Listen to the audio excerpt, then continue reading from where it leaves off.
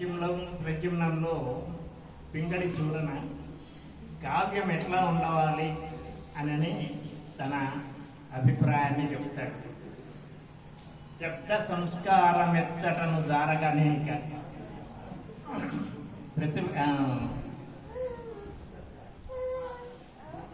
శబ్ద అర్థ సంపదల కొరయ తలపెల్ల అక్లిష్టతను ప్రదీపితముగా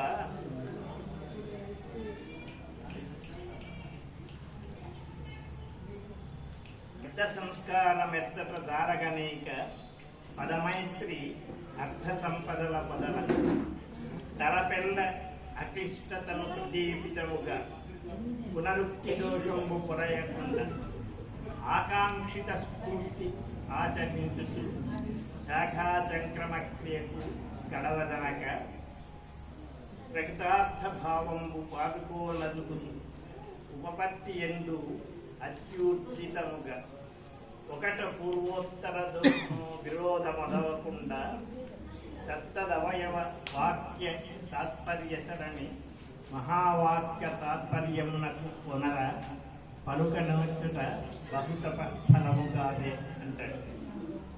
శబ్ద సంస్కారం ఎక్కడా పోకూడదు అంటే పూర్వకావ్యాలలో వ్యాకరణ స్వరూపంగా శబ్దాలు నిర్దిష్టంగా ఉండవాలి అని అనుకున్నాం. ఆధునిక కవిత్వంలోనైనా కూడా ఏదో ఒక పద్ధతికి సంబంధించినటువంటి రూపాలనే వాడుకుంటూ పోతాం. ఒక చోట గ్రాంథిక రూపాన్ని, ఇంకో చోట ఇంకొక రకమైనటువంటి రూపాన్ని, ఈ విధంగా కాకుండా సరైనటువంటి అర్థాన్ని ఇచ్చేటటువంటి శబ్దాలను ఇందాక చెప్పుకున్నట్టుగా పద మైత్రి ఉండేటువంటి శబ్దాలను ఉపయోగించాలి. అది శబ్ద సంస్కారంగా మనం చెప్పుకోవచ్చు. సరే, పద మైత్రి ఆ పదాల మధ్య ఉండేటువంటి కలయిక అనేటువంటిది అర్థ సంపదలను ఇచ్చేటటువంటిదిగా, చక్కని అర్థాన్ని ఇచ్చేటటువంటిదిగా ఉంటారు. తలపెల్ల అక్లిష్టత ప్రదీప్తంగా ఏ విధమైనటువంటి క్లేశం కలగకుండా, చదివికేటటువంటి పాఠకుడికి క్లేశం కలగకుండా ఉండేటట్టుగా భావము ప్రస్ఫుటమయ్యేటట్టుగా ఉండవాలి. అంటే అట్లనే చిన్న చిన్న పదాలతోనే రాయవాలి, సమాసాలు ఉండకూడదు అని కాదు. ప్రౌఢ సమాసాలు ఉండవచ్చు, దీర్ఘమైనటువంటి లేదా చిన్న చిన్న పదాలతో ఉండవచ్చు, ఎట్లయినా ఉండవచ్చు. కాకపోతే అన్వయించుకోవడానికి, భావాన్ని తెలుసుకోవడానికి ఇబ్బంది లేకుండా ఉండేటువంటి పద్ధతిలో ఉండవాలి. ఎంత సుదీర్ఘమైన సమాసం వాడినా దానికి అన్వయం కుదిరేటట్టుగా సమాసం ఉండవాలి. జటిలమైనది కావచ్చు, కానీ అర్థాన్ని మనం డిక్షనరీ పెట్టుకోవడం ఇంకో రకంగా చూసిన అర్థం ఒకదానితో తెలిసేటటువంటిదిగా ఉంది, భావం మనకు తెలిసేటటువంటిదిగా ఉండవాలి. అట్లా తలపెల్ల అక్లిష్టత ప్రదీపితముగా పునరుక్తి దోషంబు కొంత పోక చెప్పిందే మళ్ళీ మళ్ళీ చెప్పడం అనేటువంటిది లేకుండా ఆకాంక్షిత స్ఫూర్తి ఆచరించి ఏది చెప్పవాలనో దాన్ని ఏది చెప్పాలనుకుంటున్నాడో దానికి తగిన విధంగా రచన వచ్చేటట్టుగా చూసుకోవాలి. శాఖాచంక్రమక్రియకుదలకి ఒకదానిలో నుంచి ఒకదానికి గంతులు వేయకూడదు. పోతే కదా ఒక చెట్టు కొమ్మ మీదకి, ఇంకో చెట్టు మీదకి, ఇంకో కొమ్మ మీదకి దూసినట్టుగా ఒక విషయం చెప్తూ ఉంటే హఠాత్తుగా దాన్ని వదిలేసి మధ్యలో ఇంకో విషయంలోకి పోవడం అట్లాంటిది లేకుండా ఉండాలి. ప్రకృతార్థ భావం ఇప్పుడు చెప్తూ ఉన్నటువంటి భావంతో పాటు అది తరువాతి భావంతో అతికేటట్టుగా, తర్వాత చెప్పబోయేటటువంటి విషయంతో కలిసి ఉండేటట్టుగా ఉపపత్తి ఎందు అత్యుచితముగా వాటికి తగినటువంటి ఆధారాలు కలిగి ఉండేటట్టుగా చెప్తూ ఉంటుంది. మొదట చెప్పినటువంటి విషయానికి తర్వాత చెప్తున్నటువంటి దానికి ఎచ్చట పూర్వోత్తర విరోధం, పూర్వం మొదట్లో చెప్పింది, ఉత్తరం తర్వాత చెప్పినటువంటి ఆ రెండు విషయాలకు విరోధం కలగకుండా ఉండవాలి, ఒకదానితో ఒకటి సంబంధించేటట్టుగా ఉండవాలి అని చెప్పి ఇక్కడ ఈ విధంగా ఆయా సందర్భాల్లో చెప్పినటువంటి విషయానికి తత్తదవయవ వాక్య తాత్పర్యం, ఆయా సందర్భాల్లో చెప్పినటువంటి విషయం ఏదైతే ఉందో దానికి మహావాక్య తాత్పర్యం అంటే కావ్యంలో చెప్పదలుచుకున్న పరమార్థం ఏదైతే ఉందో దానికి అనుగుణంగా సరిగ్గా సరిపోయేటట్టు చెప్పడము అనేది బహు తపస్ఫలము కాదే, ఎంతో తపస్సు చేస్తే కానీ వచ్చేటటువంటివి కాదు అంటే. సరే, ఇవి కొన్ని మహాకావ్యానికి సంబంధించినవి అయినా కూడా మనం చిన్న వచన కవిత రాసినా, ఇంకోటి రాసినా, ఏది రాసినా, 10 లైన్ల కవిత రాసినా, 20 లైన్ల కవిత రాసినా, ఏది చేసినా కూడా దాంట్లో వీటిని పదాలను చక్కగా వాడటము అనేటువంటిది ముందు చెప్పినటువంటి భావానికి తర్వాత చెప్తూ ఉన్నటువంటి భావానికి సరిపోతే ఉండేటట్టు మొదట ఒకటి గంటగా చెప్పి తర్వాత ఇంకొకటి చెప్పకపోవడము, ఇట్లా వాటిని అన్నిటి కూడా మనం అన్వయించుకొని చెప్పవచ్చు. ఇది సూరన చెప్పినటువంటి కావ్యలకు. ఇది మనుచరిత్ర కావ్యంలో ఎట్లా ప్రతిఫలిస్తుంది అనేది ఆ మొట్టమొదట ప్రవర్ణి వర్ణనకు సంబంధించినటువంటి పద్యాన్ని తీసుకొని దాన్ని కొంత సమన్వయించి చెప్పేటటువంటి ప్రయత్నం చేస్తాను నేను. ఆపురి వాయకుండు మకరాంక శశాంక మనోజ్ఞమూర్తి భాషాపరశేషభోగి వివిధాధ్వర నిర్మల ధర్మకర్మ దీక్షాపరతంత్రుడు అంబురుహ గర్భాభరణం అనారతాధ్యాపన తత్పరుడు ప్రవరాఖ్యుడలేఖ్యతను విలాసుడై. ఇది ప్రవరుని వర్ణన. తర్వాత కావ్యంలో ఆయా సందర్భాల్లో చెప్తూ వచ్చినటువంటి విశేషాలకు మొత్తం కావ్య విషయానికి ఇందులో చెప్పినటువంటి ఆ ప్రవరుని వర్ణనకు సంబంధించినటువంటి విశేషాలు ఏ విధంగా సరిపోతాయి అనే దాన్ని పరిశీలించేటటువంటి ప్రయత్నం చేస్తాం. మొదట చెప్పినటువంటిది ఎత్తుకోగానే చెప్పినటువంటి విశేషము మకర శశాంక మనోజ్ఞమూర్తి. మన్మధునిలాగా, చంద్రునిలాగా మనోహరమైనటువంటి రూపాన్ని కలిగినటువంటి వాడు. ఇది వల్లుదిని ప్రవరుని వృత్తాంతం మొత్తాన్ని సూచించేటటువంటి మొట్టమొదటి ఎత్తుగడనే ఆ విషయాన్ని చెప్తున్నాడు. మన చరిత్ర కావ్యంలో ప్రధానమైనటువంటి ఘట్టం. తర్వాత స్వారోత్సుని జన్మకు దారి తీసేటువంటి ఘట్టము ఈ వరుదిని ప్రవరుల సమాగమం కలిగింది. అదేలా మొట్టమొదటినే ప్రారంభం చేయడమే మకర శశాంక మనోజ్ఞమూర్తి అని. ఆ కారణంగానే వరుదిని దీన్ని చూడగానే ఎక్కడి వాడు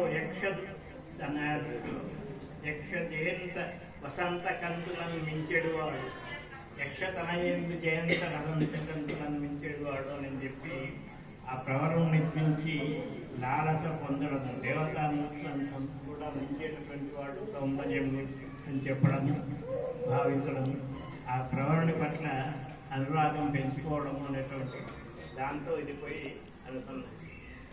అయితే ఆ ప్రవరునికి ఏమన్నా లాలసం ఉందా? అంతటి అందం కలిగి తాను ఇతరులను ఆకర్షించుకునేటువంటి ప్రయత్నంలో ఉంటాడా అంటే అటువంటిదేమీ లేదు. వాని చక్కదనము వైరాగ్యమున చేసి భోగబాహ్యమయ్యే వారకాంతరకు ఉంటాడు. అంత చక్కదనం కలిగినటువంటి వాడు కూడా వైరాగ్యం కలిగి ఉన్న కారణంగా వారకాంతరకు ఆయన చక్కదనం దూరమైంది, భోగబాహ్యమైంది. అక్కడ అప్సరస వారకాంత వరుదినికి ఈయన రూపము అనుభవయోగ్యం కాలేదు, ప్రవర్తనతో ఆమెకు సమాగమం జరగడం లేదు. అవన్నీ అక్కడ అన్వయిస్తూ. తర్వాత భాషాపరశేష భోగి. ఆ భాష విషయంలో ఆయన అపరశేషుడు అంటే ఆదిశేషుడు, 1000 నాలుకలు కలిగినటువంటి 1000 నోడు కలిగినటువంటి ఆదిశేషుడు లాంటి వాడు అని. అవి సిద్ధునితో మాట్లాడినటువంటి మాటల్లో హిమాలయాన్ని వర్ణించినటువంటి సందర్భంలో వరుదినితో తన భావాలను వ్యక్తం చేసినటువంటి సందర్భంలో వీటన్నిటిలో కూడా ఆ ప్రవరుని వాక్పటిమ ఎటువంటిది అనేటువంటి విషయం మనకు అర్థమవుతుంది. తర్వాత చెప్పినటువంటి విశేషణం ఏమిటి? వివిధాధ్వర నిర్మల ధర్మకర్మ దీక్ష పరతంత్రుడు. అనేక అధ్వరాలు యజ్ఞాలు చేసినటువంటి వాడు, నిత్యాగ్నిహోత్రుడు. అందువల్లనే అక్కడ హిమాలయాల్లో పాదలేపనం కరిగిపోయిన తర్వాత తాను చింతించేటటువంటి విషయాల్లో నిత్యాగ్నిహోత్రము లేమయ్యనొక్కు అనుకుంటాడు.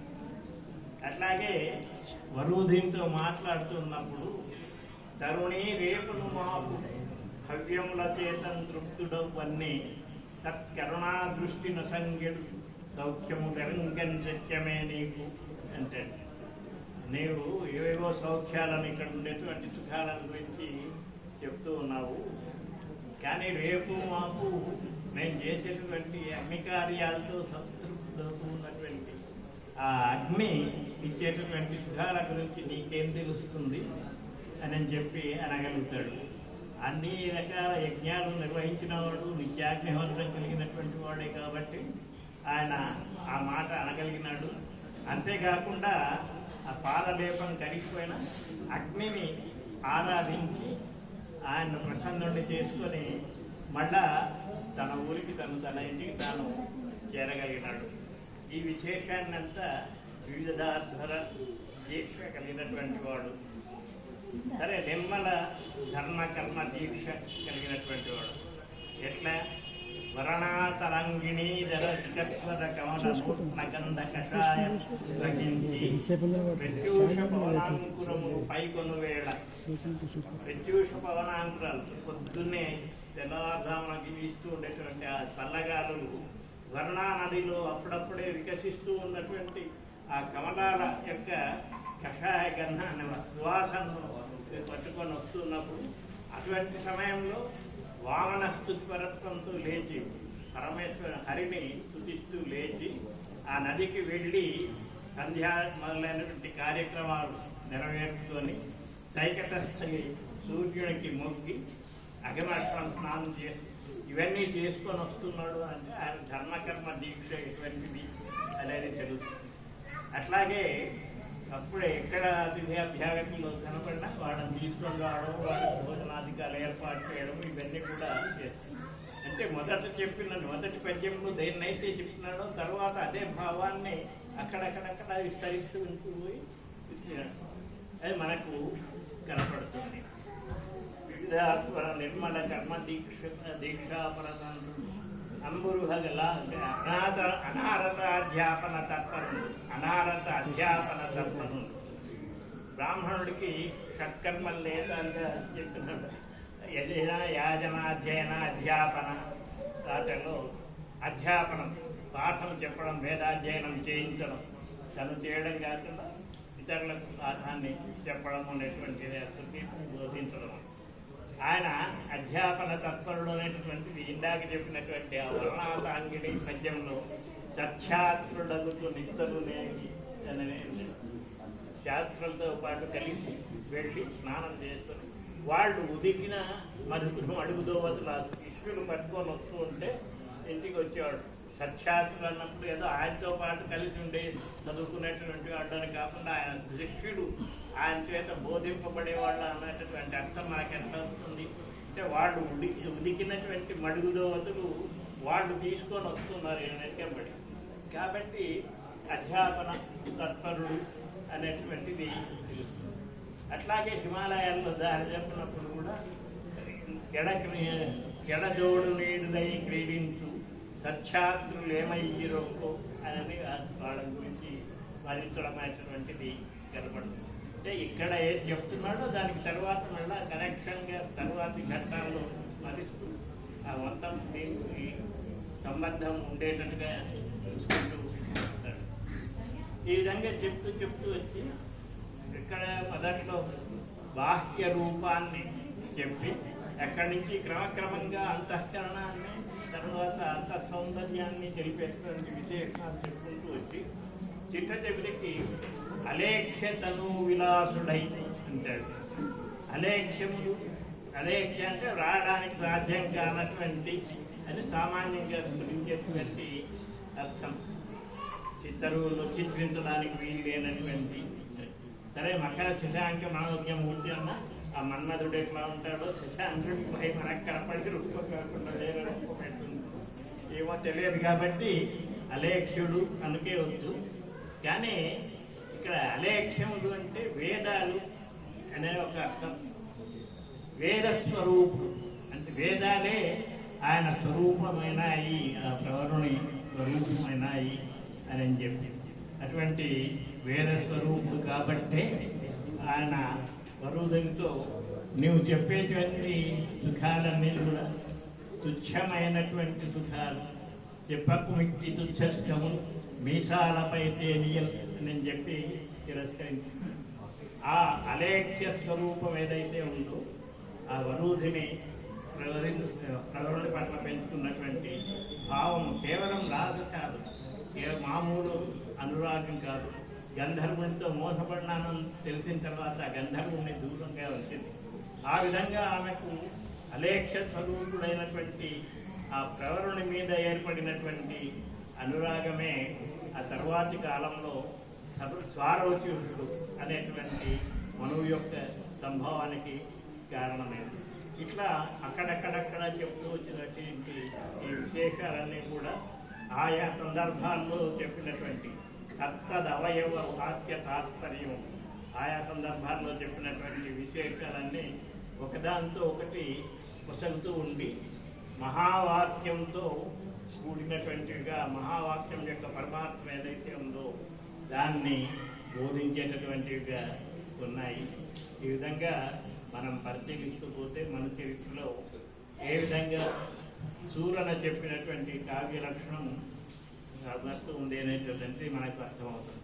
ఏ కావ్యాన్నైనా మహాకవి రచించినటువంటి కావ్యాన్ని మనం జాగ్రత్తగా పరిశీలించగలిగితే ఇటువంటి సమన్వయాన్ని మనము అందుకునేటువంటి అవకాశం ఉంటుంది.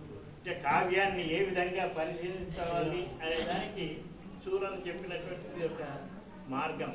అట్లాగే రచన చేసేటప్పుడు కూడా ఏ విధంగా ఉండవాలి అనేటువంటి మనం గణం పూర్తి అవుతూ ఉంది కదా అని ఏదో పదాన్ని వాడటం కానీ లేదా ఏదో ఒక భావాన్ని చెప్తే సరిపోతుంది, పద్యం పూర్తి అయిపోతుంది, మొదట ఒక పద్యం చెప్పినాం తర్వాత ఇంకో పద్యం చెప్పేసేస్తే అయిపోతుంది అని మొదటి పద్యానికి తర్వాత చెప్తున్నటువంటి పద్యానికి పొంతం లేకుండా భావం సరిపోకుండా చెప్పడం కానీ కాకుండా అట్లాగే వచన కవితలైనా ఇంకొకటైనా కూడా ముందు చెప్తున్నటువంటి భావానికి తర్వాత చెప్తూ ఉన్నటువంటి భావానికి సరిపోతూ ఉందా అనేటటువంటి లేదా అనేటువంటి విషయాన్ని మనము పరిశీలించుకుంటూ రచన చేస్తే అది నలుగురి మెప్పు పొందేటువంటి అవకాశం ఉంటుంది. ఈ కొద్ది మాటలతో నా ఉపన్యాసాన్ని నేను ముగిస్తూ ఉన్నాను. నాకు ఈ అవకాశం ఇచ్చినటువంటి మీ అందరికీ హృదయపూర్వక కృతజ్ఞతలు. చిరంజీవుల మరొకసారి ఆశీస్సులు అందజేస్తాను. కొన్నేళ్ల తర్వాత నేను మళ్ళా అది మాట్లాడాను. ధన్యవాదాలు.